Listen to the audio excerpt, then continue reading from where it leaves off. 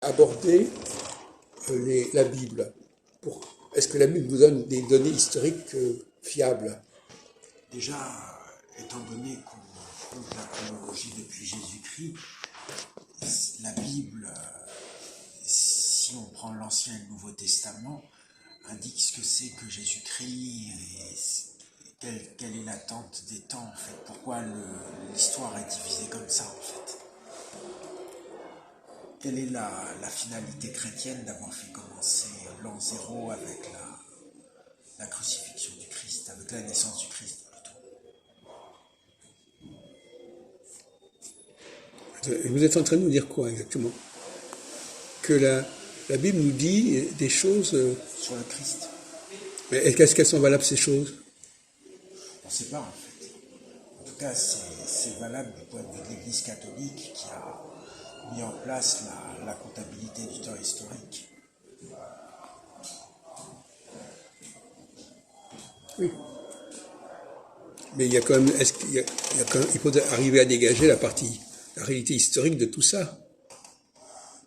À votre avis, du temps de Jésus, je vous pose une question, parce que vous avez quand même vous avez suivi le catéchisme, je suppose. Non. Du temps de Jésus, qui est-ce qui vivait dans cette région? Les Philistins, les Juifs, les Romains. Et puis? Les Grecs, les Phéniciens aussi. Non, et puis, quand il est allé, par exemple, en Galilée, il a rencontré qui? Des Égyptiens aussi. Pardon? Pardon? Non. Il a fait une grande partie de son activité dans le nord de la région, autour du lac de Tibériade, en Galilée, en Samarie, etc. Oui. Quelles étaient les populations qui vivaient là? Il y avait différentes sectes,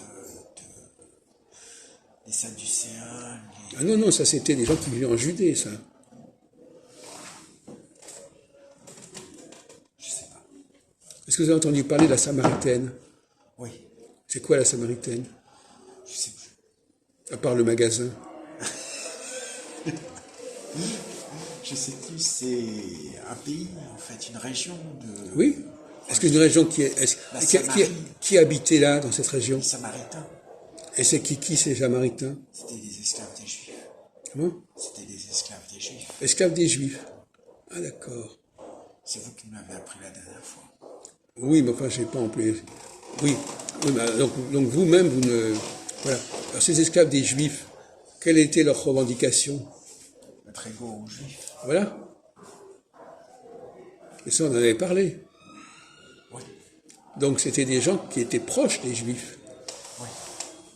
Alors, est-ce que vous avez des exemples comme ça? Par exemple, vous connaissez l'histoire de la guerre d'Algérie. Oui. Qu'est-ce qui s'est passé en Algérie? Pourquoi il y a eu une guerre? Parce que les Algériens n'étaient pas égaux avec les Français colonisateurs. Oui. Et ça, on en avait déjà parlé aussi. Non. Ah ben, d'accord. Donc, qu'est-ce qu'ils voulaient, les Algériens? L'indépendance pour pouvoir avoir accès à toutes les Je comprends pas. infrastructures. Attendez, je comprends pas. Vous dites qu'ils n'étaient pas égaux. Ne pas égal, c'est pas vouloir l'indépendance. Ils étaient victimes d'une discrimination. Mais pourquoi? Mais là, c'est pas l'indépendance qu'ils voulaient. Ils voulaient se venger des Français. Est-ce qu'ils voulaient l'égalité ou l'indépendance? L'égalité. Et c'est pas l'indépendance. Non. Donc vous sautez d'une étape. Vous dites qu'ils voulaient être égaux, vous pouvez vouloir être égaux au sein de la France. Oui. Donc l'indépendance, c'était pas forcément la solution par excellence.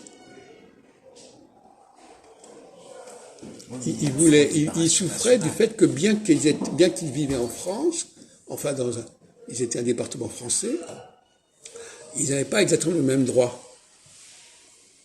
Mais au départ, ils ne voulaient pas spécialement être indépendants. Là, il y a un télescopage, voyez-vous. Vous changez de registre. Les gens peuvent vouloir être égaux, pouvoir réformer, sans vouloir être indépendants. Non? Oui. Donc c'est pas l'indépendance qu'ils voulaient. Alors le problème là qui est intéressant, c'est que puisque ça aboutit à l'indépendance, vous pensez que le projet c'était l'indépendance. Voyez-vous, là c'est une erreur de raisonnement historique. Ce que les choses deviennent, c'était pas forcément ce qui était prévu au départ. Oui. Et oui. Faut faire attention, on parlait tout à l'heure de la science historique. Il ne s'agit pas de réinventer l'histoire en disant puisque ça s'est terminé comme ça, c'était prévu comme ça dès le départ. Non. Les Algériens au départ ne voulaient pas être indépendants.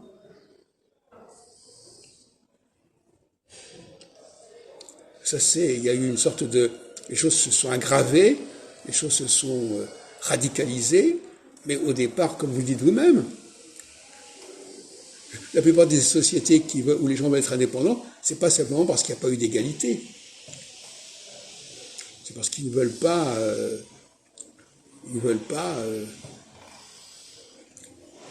qu'est-ce qui fait que un groupe veut être indépendant? Pourquoi les Algériens voulaient être indépendants? Pourquoi l'indépendance, c'est pas la solution qui vient au départ. Les gens veulent simplement être reconnus comme égaux. Alors le paradoxe dans ce que vous dites, c'est que l'indépendance, c'est justement la différence. Oui. Et égalité, ça veut dire la ressemblance. Oui. Donc c'est le contraire. D'accord. Si je veux être ressemblant, c'est pas pour être différent. Et donc si je suis indépendant, je serai différent. Comment vous expliquez ce paradoxe, Mathieu? C'est amusant comme situation. Vous créez toujours des trucs qui me surprennent. C'est amusant à chaque fois. Maintenant, vous nous parlez d'indépendance et d'égalité. Comme si ça allait ensemble, alors que c'est l'inverse. Si je veux être égal, c'est pas parce que je veux être indépendant. Au contraire. Parce que l'indépendance, c'est la partition, c'est la différence. Je n'ai pas à dire à quelqu'un, je veux être ton égal, donc je vais partir. Oui.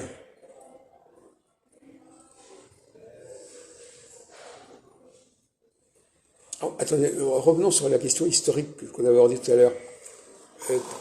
Est-ce que Henri IV a eu du mal à devenir roi de France? Il a eu du mal à devenir roi de France. Oui, pourquoi? Parce qu'il était protestant. Alors comment ça s'est passé? Il a dû se convertir. Oui, il a dû se convertir, effectivement. Donc il a été élevé avec les rois de France, avec les Valois, en fait, Henri IV. Oui. Donc déjà, dès sa plus tendre jeunesse, il était préparé à devenir roi de France. Alors pourquoi est-ce qu'il est devenu protestant? Parce que les familles du Sud étaient protestantes. Il a échappé à Saint-Barthélemy, effectivement, en reniant, oui, enfin... Il a été pris en otage par la cour. Et pourquoi, à votre avis, il a régné? Pourquoi est-ce qu'il a eu l'occasion de devenir roi de France, Henri IV? Quelle était l'opportunité qui lui a permis de devenir roi de France? La mort de Henri III. En quoi la mort d'Henri III le désignait comme successeur? Parce qu'il n'y avait plus d'héritier, en fait. Oui. C'était la proche famille de la lignée royale. Exact.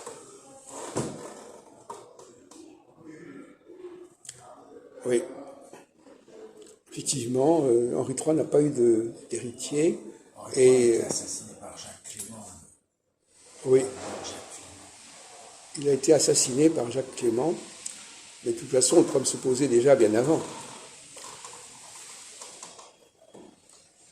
Et puisque vous êtes si calé, c'est à quel moment, quand est-ce qu'il a été assassiné, Henri III? Au siège de Saint-Cloud. Oui. C'était en quelle année à peu près? En 1500. Dans les années 1580. 89, oui. 1589, c'est aussi la date de la signature de l'édit de Nantes. 98. 98. Ça n'a aucun rapport. Et comment s'appelaient les deux frères de Henri III? le duc d'Anjou et le duc d'Alençon. Ils ont... Oui. Charles IX aussi. Et le premier frère, c'était qui? Charles IX. François II. François II, oui. Et pourquoi est-ce que François II a régné? Donc, qu'est-ce qui a amené un François II au trône? C'était qu'il était le fils de Catherine de Médicis et d'Henri II. Et pourquoi est-ce qu'il a régné à ce moment-là? Parce que... je sais plus. Ben parce que Henri II Il était roi de France. Comment? Henri II était mort dans un tournoi. Voilà. C'est la mort la mort accidentelle de son père. Contre le capitaine de la garde écossaise qui a brillé. Voilà, exactement. Oui. Son père a été tué en tournoi, et donc le très jeune François II a dû succéder, mais il est mort très rapidement. Oui. Il y a eu la prédiction de Nostradamus. Alors oui, ça, vous avez tout à fait raison de le dire. Certains disent que Nostradamus avait annoncé la mort de Henri II. Le jeune lion, le vieux surmontera. Non, Oui, allez-y. Le vieux surmontera, en chant bélique par singulier duel, en Ouais. cage d'or, les yeux lui crèvera. Bravo. Alors justement, voilà un exemple intéressant. Est-ce que cette prophétie a existé ou pas? Ou est-ce qu'elle a été faite à ce moment-là ou pas? Ça fait partie de ce qu'on appelle les centuries, en fait. Oui, mais justement, la question, enfin, je ne vais pas entrer dans les détails, on ne sait pas Ça a été exactement. fait La après. question de... Comment? La question, c'est de savoir si elle a été faite avant ou après. Oui, voilà. C'est C'est ce qu'on appelle une prophétie post-eventum, après coup. Mais plus une prophétie. Du coup, c'est plus une prophétie. C'est une fausse prophétie. elle a été présentée comme une prophétie, parce que justement, beaucoup de prophéties, c'est leur problème, c'est que elles sont antidatées, les prophéties. C'est facile. Elles parlent d'un événement, et elles disent qu'il a été annoncé tant d'années avant, alors que c'est faux. C'est le principe même de la prophétie de s'antidater. De même que Jésus, par exemple, il dit qu'on avait annoncé son arrivée, etc. Justement, à votre avis, comment Jésus utilisait les prophéties des prophètes bibliques? Parce que Jésus, il disait, les chrétiens disaient, oui, mais il était annoncé, Oui. il devait arriver.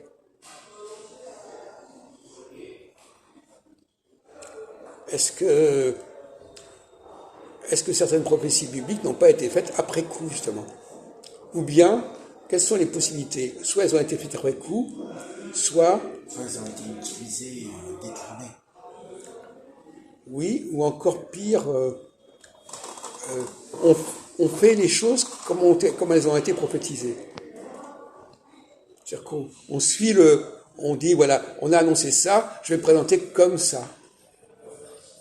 Je vais me présenter comme ça a été annoncé. C'est assez subtil. C'est-à-dire que si on dit, par exemple, le prophète va venir, le Messie va venir sur un cheval blanc, vous mettez sur un cheval blanc. C'est comme Hernán Cortés avec les Aztèques. Oui, peut-être. Je ne sais pas si c'était annoncé ou pas. Enfin, lui, effectivement, il s'est conformé à la prophétie. Oui. Donc, vous vous rendez compte, alors les prophéties, soit elles sont fausses, elles ont été écrites après, soit le personnage lui-même s'est présenté en accord avec la prophétie. Donc, dans les deux cas, c'est pas fiable. Oui.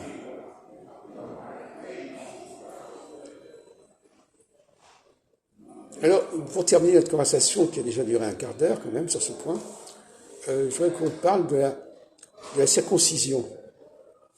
Oui. Alors, la circoncision, elle est dans la Bible, la circoncision. Oui. Puisque le fils d'Abraham, Isaac, est circoncis. À votre avis, la circoncision est-elle une pratique qui a existé? Cette pratique, est-ce qu'elle est en conforme au judaïsme? Elle n'est pas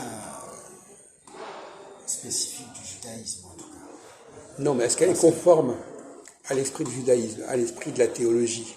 En fait, si ça désigne résurrection, eh ben, elle est conforme au judaïsme. Est-ce que vous savez ce que c'est que la circoncision? C'est le prépuce qui est coupé, en fait, Et coupé avec quoi? avec un couteau. Voilà. Est-ce que dans la conception de la religion juive, l'homme a le droit de modifier son corps? Je sais pas. Je sais pas. Ben, normalement, bon, disons que normalement, il n'a pas le droit de le faire.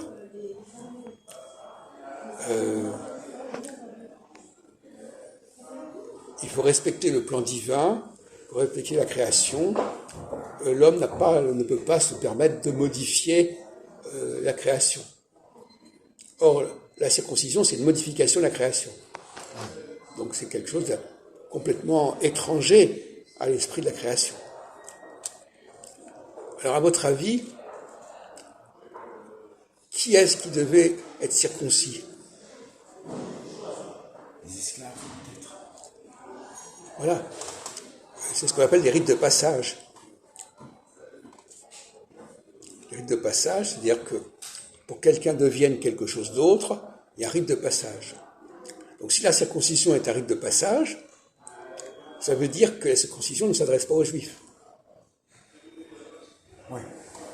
Mais aux gens qui étaient leurs esclaves, ou en tout cas une position un petit peu inférieure. Alors comment se fait-il, à votre avis, Mathieu, qu'un rite qui était réservé aux gens qui n'étaient pas juifs et qui voulaient le devenir, comme ça sera le cas du baptême ensuite, comment se fait-il que les juifs l'ont adopté? Je sais pas. Non mais, je sais bien que vous ne savez pas, mais parce que vous avez un esprit logique.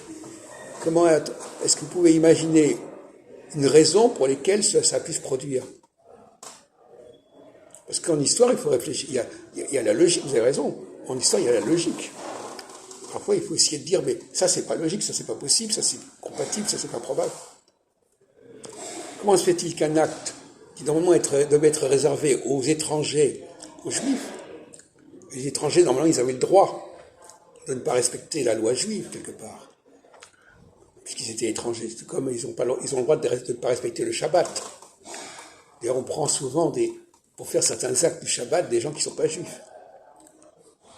Comme ça, ils n'ont pas d'interdit. Ouais. Alors comment ça se fait que des gens, comment ça se fait que les juifs eux-mêmes se sont appropriés une pratique qui devait être réservée aux non-juifs, normalement, et pour les non-juifs?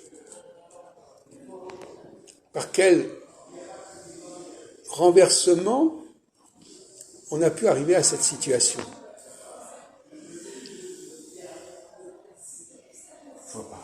Non, mais je sais bien, mais je veux dire... Bon. Alors, prenons le cas du baptême. Alors, le baptême, c'était fait pour qui, le baptême? Pour les chrétiens.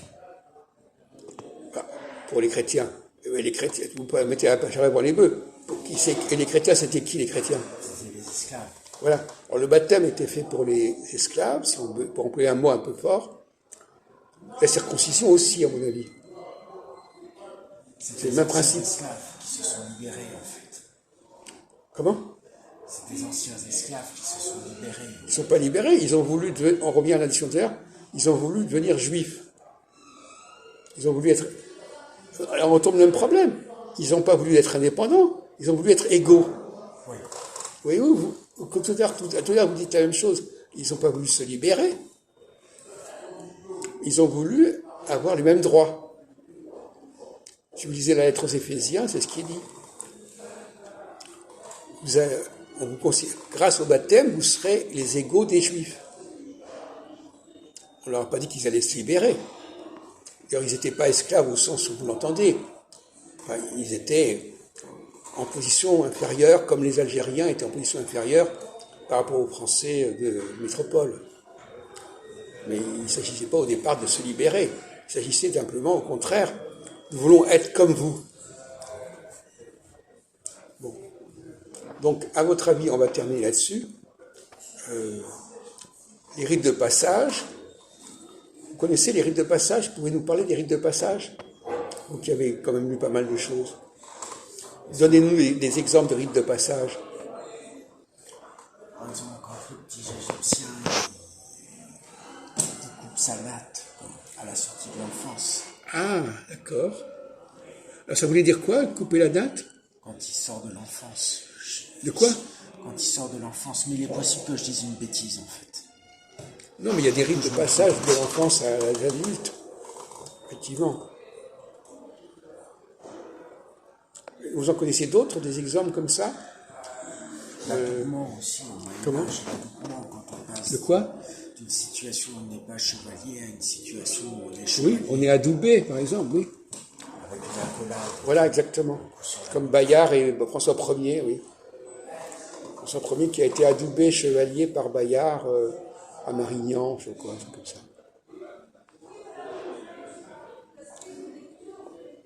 Donc les rites de passage, c'est des gens qui sont à l'extérieur Et qui entre. et qui veulent entrer à l'intérieur. De même, par exemple, que pour les musulmans, quel est le rite de passage pour les musulmans? Et ils doivent prononcer une certaine parole. Allah Akbar, etc. Oui. Quand vous dites Allah Akbar, vous devenez musulman. Est-ce que vous avez vu le dernier film, là, L'Enlèvement? Non. Il faut le voir absolument. C'est là-dessus, c'est un rite de passage. L'enfant, soi-disant, aurait été baptisé à l'âge de 5-6 ans, et donc, il est chrétien, il ne peut plus être juif. Et donc, on va l'enlever de sa famille. C'est ça le film. Ça devrait vous intéresser, l'enlèvement, à mon avis. Bon, je vous remercie.